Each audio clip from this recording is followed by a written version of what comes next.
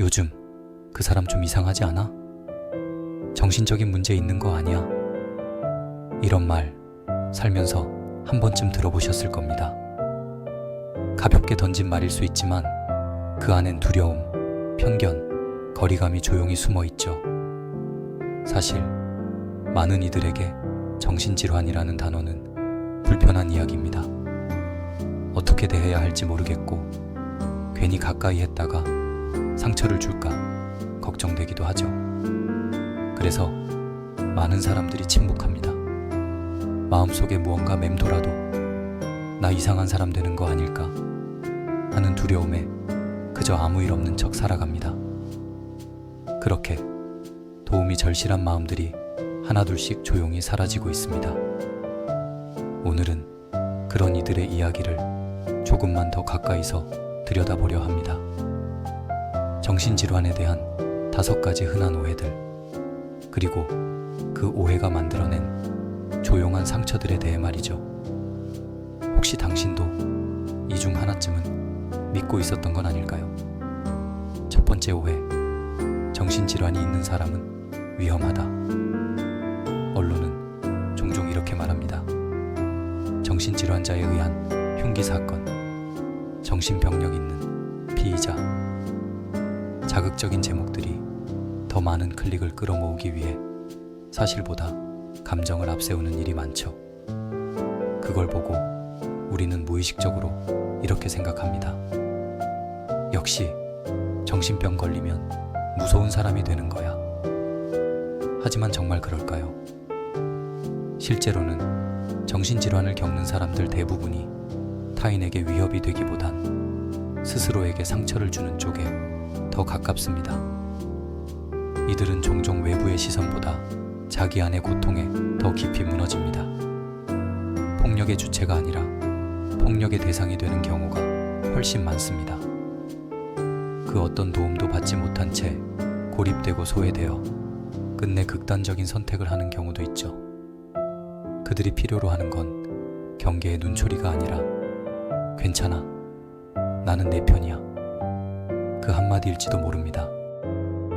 두 번째 오해, 마음만 먹으면 다 나을 수 있다. 정신질환을 겪는다고 이야기하면 가끔 이런 말을 듣습니다. 그냥 좀 긍정적으로 생각해봐. 기분 전환하면 괜찮아질 거야. 그건 너 자신에게 지는 거야. 이 말들은 상대의 아픔을 가볍게 여긴다기보다는 이해하지 못했기 때문에 나오는 말들입니다. 정신질환은 단순한 기분의 문제가 아닙니다. 마음의 흐름은 물론이고 신경 전달 물질, 뇌 기능, 어린 시절의 상처와 트라우마까지 모든 것이 얽혀있는 복합적인 병입니다. 당사자에게는 병원에 가야겠다는 그 결심 하나도 며칠, 아니 몇 달이 걸리기도 합니다. 진료 예약을 해놓고도 문 앞에서 돌아선 적이 있다면 그건 용기가 부족한 게 아닙니다. 그만큼 무서운 일이기 때문입니다. 그리고 치료 과정도 항상 순조롭진 않습니다. 좋은 상담사를 찾기까지 수차례의 시행착오, 약물에 대한 두려움, 매일 반복되는 무기력감 속에서 스스로를 쓸모없는 사람처럼 느끼기도 하죠. 그런데 그런 순간마다 마음만 먹으면 돼 라고 말하면 그 사람은 더 깊이 자기 안으로 숨어버릴 수 있습니다. 그들에게 필요한 건 조언이 아니라 다정한 기다림입니다. 세 번째 오해, 사랑과 관심이면 다 나을 수 있다. 내가 널 지켜줄게. 내가 옆에 있을게. 이런 말들은 분명히 큰 힘이 됩니다. 하지만 정신질환을 겪는 사람들에게는 그 사랑조차 부담이 될 때가 있습니다. 내가 이렇게까지 받는 사랑을 과연 감당할 수 있을까?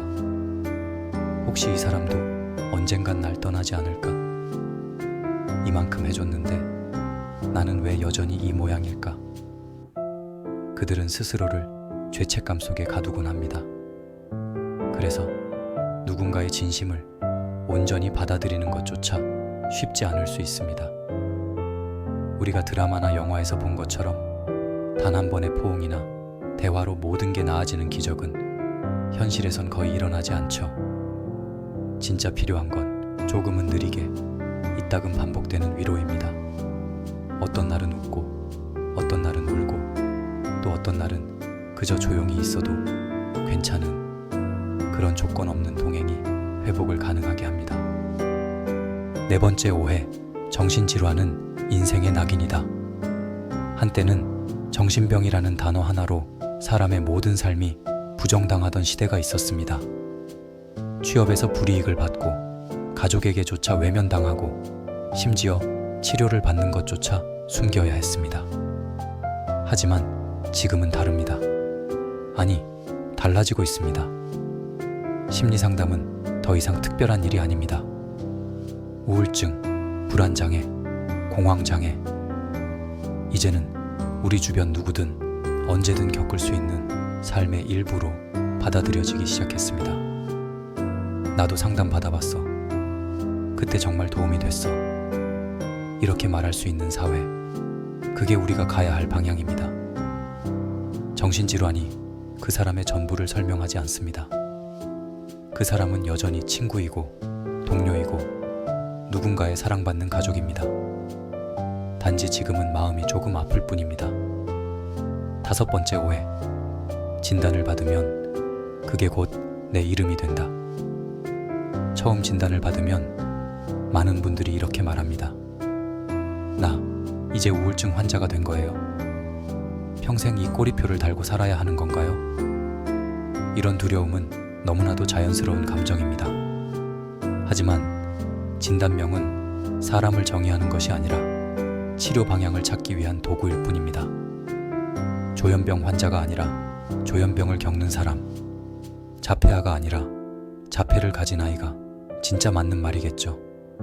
병명이 아니라 사람이 먼저인 세상, 그게 진짜 치료의 출발점입니다. 그리고 만약 지금 당신이 치료 전문가와의 관계에서 자꾸만 스스로가 문제 덩어리처럼 느껴진다면 그건 당신이 아니라 치료 전문가가 바뀌어야 할 때일지도 모릅니다. 정신질환은 특별한 사람들의 이야기가 아닙니다. 우리의 부모님, 형제, 친구, 직장 동료, 그리고 어쩌면 바로 당신 자신의 이야기일지도 모릅니다. 누구나 마음이 아플 수 있고 누구나 흔들릴 수 있습니다. 중요한 건 그때 얼마나 빠르게 다시 일어서는가가 아니라 그 흔들림 속에서도 내 곁을 지켜주는 사람이 있는가 입니다. 세상은 생각보다 차갑지만 그래도 누군가 하나쯤은 이해해주고 기다려주는 사람이 있다면 우리는 견딜 수 있습니다. 그리고 다시 걸을 수 있습니다. 오늘 이 이야기가 마음에 와닿으셨다면 구독과 좋아요, 댓글로 당신의 목소리를 들려주세요. 누군가에겐 그 짧은 한 문장이 방황하는 어둠 속을 밝혀줄 첫 번째 촛불이 될 수도 있습니다. 감사합니다. 심리의 미학이었습니다.